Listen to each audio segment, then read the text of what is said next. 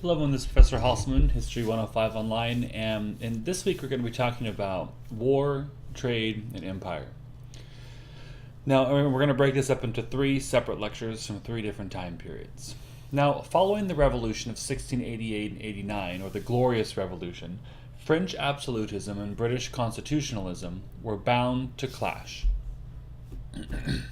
Now, William III invaded the British Isles to bring the wealth and power of England, Scotland, and Ireland into his fight with Louis XIV. Now, for his part, Louis XIV could not abandon James and England to William. Now, Louis could not condone the example of James's disinheritance and usurpation, and he could not let slip the last chance to revive Catholicism in England. Now, Louis could not sit idly by and watch William bring Britain into the Dutch column against him. Thus, the conflict that started in 1688 revolved around a number of issues. One, it was about absolutism versus constitutionalism. Two, it was about Protestantism versus Catholicism. And three, it was about balance of power, France versus the rest of Europe. Now, in fact, this war was to be the first of 7 such wars between the French and the British, with a changing roster of allies, and that would drag on for more than a century. The first two, the 9 Years' War and the War of the Spanish Succession, were about ideas: absolutism versus constitutionalism, Catholicism versus Protestantism, or more accurately, religious uniformity versus religious toleration. The next three, the War of the Austrian Succession, the 7 Years' War, and controversially and to a lesser extent the American Revolutionary War, were less about ideas and more about material things, especially colonies and overseas trade. Now, the debatable exception here would be the American War on the American side. Now, the last two, the French Revolutionary War and the Napoleonic Wars, were about ideas again: egalitarianism versus privilege, rationalism versus tradition, nationalism versus imperialism or centralization of power, and romanticism versus rationalism. So let's take a look at the first round. Now, the 9 Years' War was fought from 1688 to 1697. The sides divided up as follows. The French side consisted basically of France with some papal support. The Grand Alliance, forged by William of Orange, consisted of the 3 British kingdoms, the Dutch Republic, Spain, Portugal, and the Holy Roman Empire. Now, England was wealthy thanks to a commercial revolution, which we'll be talking about later in this class, but it had a dismal military record and had lost the last 2 trade wars against the Dutch. The Dutch Republic had a vibrant economy and a battle-hardened army and navy. But the wars of the 18th century would eventually wreck Dutch agriculture and plunge the Dutch government into debt from which it would never fully recover. Spain and Portugal were weak absolutist monarchies. The Holy Roman Empire remained decentralized, but certain German states within it had significant armies, especially Austria, Prussia, and Bavaria. Catholic Austria was a not particularly wealthy or well-governed empire, ruling an ethnically diverse population: Germans, Hungarians, Bohemians, Serbs, and among others. Though Catholic, its Habsburg rulers traditionally opposed the Bourbons, and it was also being pressured by a resurgent Ottoman Empire to the south and east. Now, Protestant Brandenburg Prussia was rapidly growing in wealth and had one of the best trained armies in Europe. Other German states, some Catholic, some Protestant, hoped to gain territory or at least survive, including Bavaria, Hanover, Saxony, and Rhine-Palatine. Now, in subsequent wars, a number of German states would try the French side.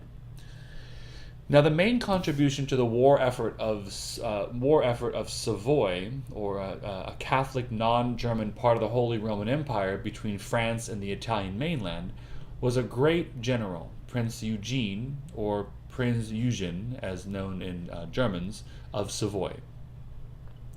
Now, in addition to the 3 great Eastern empires stood on the sidelines, but they were important later.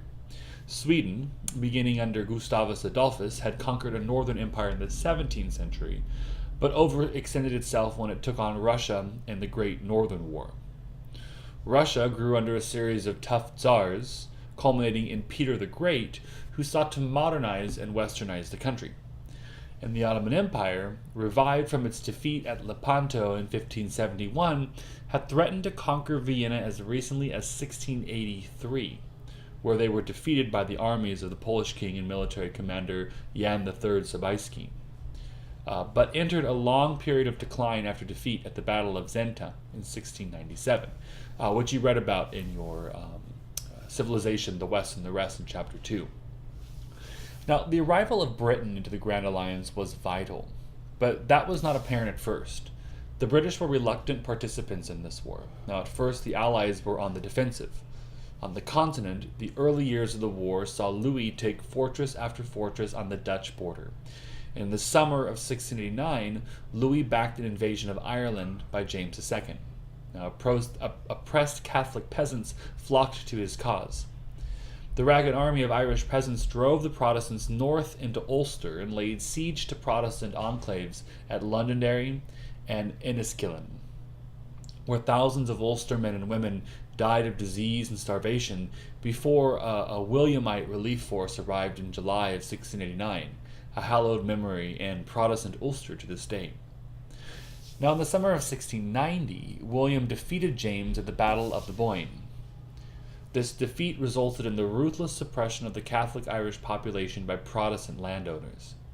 The Irish Penal Code, passed over the next 40 years, forbade the Catholic Irish from voting, holding office, sitting in Parliament, attending university, practicing law, purchasing land, inheriting land from Protestants, bearing arms or wearing swords, a mark of gentility, or owning a horse worth more than £5.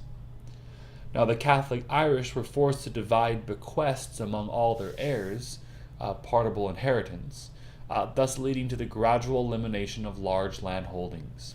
And as a result, by 1727, the Catholic Irish amounted to 4/5 of the population, but own only 1/7 of the land. No wonder that in 1729, Jonathan Swift made this satirical suggestion in A Modest Proposal that the English, having sought to liquidate the Catholic Irish in any case, might as well eat their children. No wonder that in Ireland today, the memory of William's relief of Ulster and victory at the Boyne continues to rankle with Irish Catholics, as it is celebrated tauntingly by Ulster Protestants. Now, the victory nonetheless enabled William to take the war to Louis on the continent.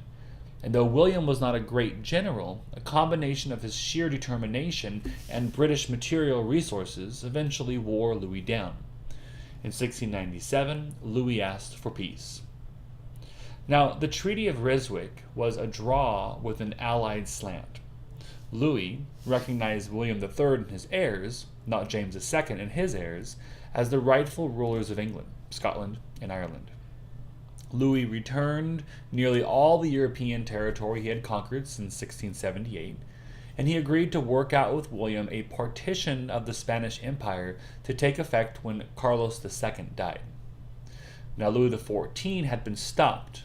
His dreams of a vast Bourbon Empire looked to have been thwarted. Now, in the period from 1700 to 1702, the international situation began to heat up again because of three royal deaths. First, in October of 1700, Carlos II of Spain finally died, heirless. On his deathbed, he left his empire to Louis's grandson, Philippe, Duke of Anjou, on the grounds that the Bourbons were most likely to be able to keep it intact. Now, in accepting the will, Louis repudiated part of the provision of Ryswick and dared William to fight him again. And since the British Parliament was reluctant to pay for any more war so soon, Louis and Philippe seemed to get away with it. In November of 1701, James II, the deposed King of England, Scotland, and Ireland, finally died. Now, on his deathbed, he asked Louis to recognize his son as James III of England and Ireland and James VIII of Scotland. In doing so, Louis again repudiated all that was left of Ryswick and double dared the British to fight. Now, this time, Parliament backed war, and William's diplomats began to rebuild the Grand Alliance. In March of 1702, William, who had been very physically delicate, died after a fall from his horse. Now, this brought Queen Anne to the British throne. And given that contemporaries did not believe that women could lead armies, she placed the command of her troops in the hands of John Churchill, the Duke of Marlborough. And this brings us up to the end of this time period in 1702. In the next lecture, we'll continue this discussion of war, trade, and empire.